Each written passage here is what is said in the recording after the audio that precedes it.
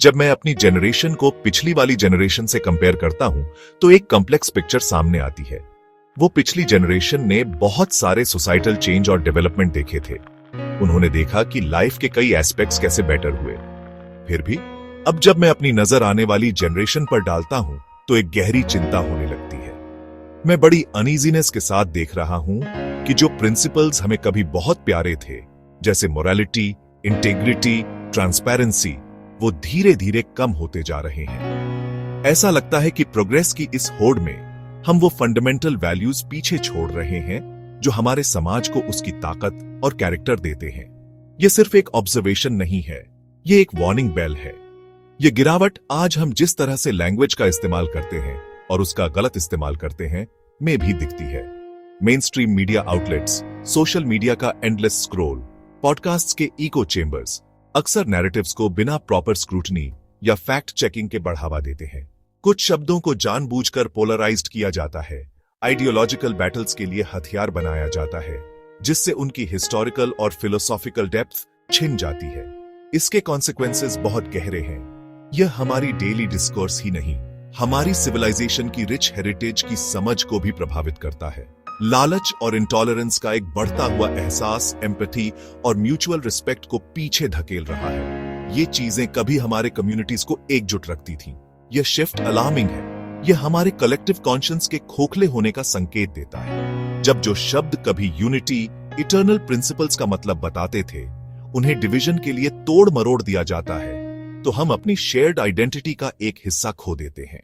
समझने की इस यात्रा को शुरू करने के लिए आइए सबसे पहले सनातन शब्द को करीब से देखें। यह शब्द दो अलग अलग संस्कृत जड़ों से बना है। उपसर्ग सन का अर्थ हमेशा या इटर्नल और अतन का अर्थ फैलना या स्थापित करना। इसलिए सनातन का शाब्दिक अर्थ है जो शाश्वत रूप से स्थापित है। यह एक ऐसी रियलिटी की ओर इशारा करता है जो समय से परे है। यह बताता है कि सनातन किसी एक धर्म का निजी दावा नहीं है। यह यूनिवर्सल प्रिंसिपल्स और जीवन के गुणों की बात करता है।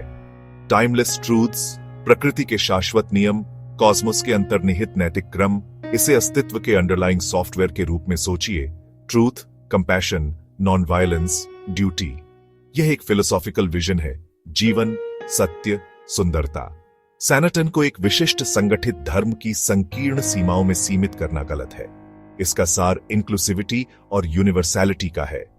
यह एक मार्ग या शाश्वत कर्तव्यों का संदर्भ देता है, एक राइचस लाइफ का फ्रेमवर्क, जिसकी ओपन एंडेड पर्सपेक्टिव ही इसकी स्थायी शक्ति है। इस शब्द का गलत इस्तेमाल हम बनाम वे का नैरेटिव बनाने के लिए एक आधुनिक त्रासदी है।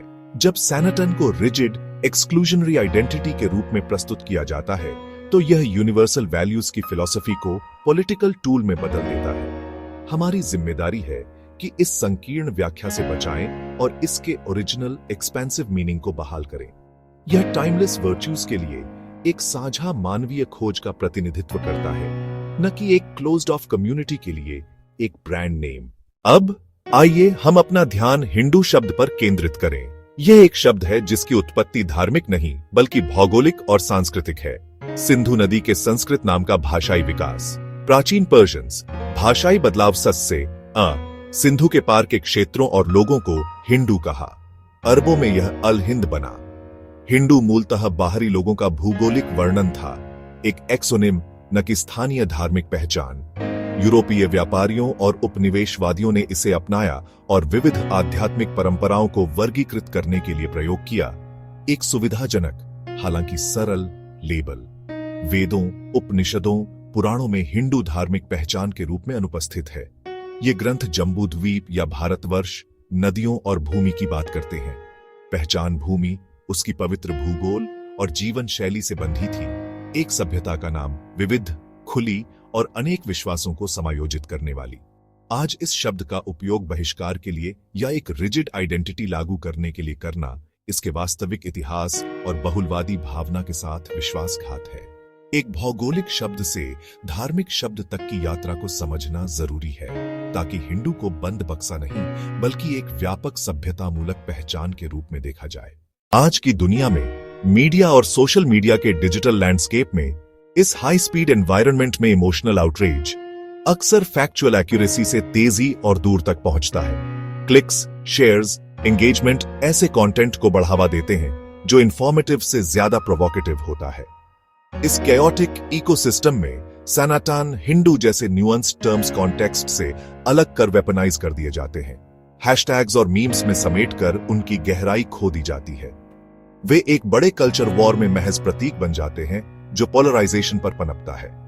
कुछ समूह अक्सर निहित राजनीतिक हितों के साथ जानबूझकर मिसइंफॉर्मेशन फैलाते हैं, स्क्रिप्चर्स को संदर्भ से बाहर कोट करते हैं, आइडेंटिटीज को मोनोलिथिक, मिलिटेंट और अंडर सीज के रूप में चित्रित करते हैं ताकि पावर बेस मजबूत हो। यह ग्रीवेंस और फियर की परपेचुअल स्टेट पैदा करता है, समर्थन जुटाने और दूसरों को डीमोनाइज करने के लिए। नतीजा, गहराई से विभाजित समाज। युवा लोग इस प्रोपागेंडा के प्रति संवेदनशील होते हैं। उनका वर्ल्ड व्यू और आइडेंटिटी गढ़ी जाती है। विरासत को बहिष्कार के औचित्य की तरह दिखाया जाता है। हेल्थी डेमोक्रेसी की संभावना इरोड होती है। प्रश्न है, इस ऑनस्लॉट के बीच कल्चरल हेरिटेज की इंटेग्रिटी कैसे बचाएं और प्लूरलिस्टिक फिलोसॉफिकल रिचनेस को ओवर सिंप्लीफाइड डिवाइसिव रेटरिक के बीच युवा पीढ़ी तक कैसे पहुंचाए? इस बढ़ती हुई मिसइंटरप्रिटेशन की समस्या का सोल्यूशन कॉम्प्लेक्स नहीं है, लेकिन इसके लिए समाज के सभी वर्गों से कंसर्टेड, सिंसियर एफर्ट चाहिए। पहला कदम, अपने लिए सच्चाई की तलाश। सेंसेशनलिस्ट हेडलाइंस और सोशल फॉरवर्ड से आगे बढ़कर क्रेडिबल, स्कॉलरली सोर्सेज से जुड़ें, हिस्टोरिकल टेक्स्ट्स पढ़ें, स्कॉलरली वर्क से सलाह लें और फैक्ट्स को प्राथमिकता देने वाली आवाजें सुनें। मीडिया और सोशल प्लेटफॉर्म्स के लिए नया accountability standard, transparency, robust fact checking और ऐसे एल्गोरिथम्स जो क्रेडिबल इंफॉर्मेशन को प्राथमिकता दें। जनता को डिसर्निंग कंज्यूमर बनना होगा। सवाल पूछें, सोर्सेज वेरीफाई करें और नफरत और फॉल्सहुड्स फैलाने से इनकार करें। सबसे शक्तिशाली एंटीडोट, जीवन में सरल, अधिक उदार दृष्टिकोण, भाषा का उपयोग जोड़ने के लिए करें, न कि विभाजित करने के लिए। गवर्नेंस और एडमिनिस्ट्रेशन को उदाहरण पेश करना चाहिए। सोशल कोहीजन को बढ़ावा देने वाली नीतियां, सभी के अधिकारों की रक्षा और राज्य मशीनरी से डिविजिव रेटरिक को दूर रखना। सच्ची ताकत यूनिटी में है, न कि मैन्युफैक्चर्ड सुप्रेमेसी में। हमारी सभ्यता का इतिहास टॉलरेंस और इंटेलेक्चुअल ओपननेस का रहा है।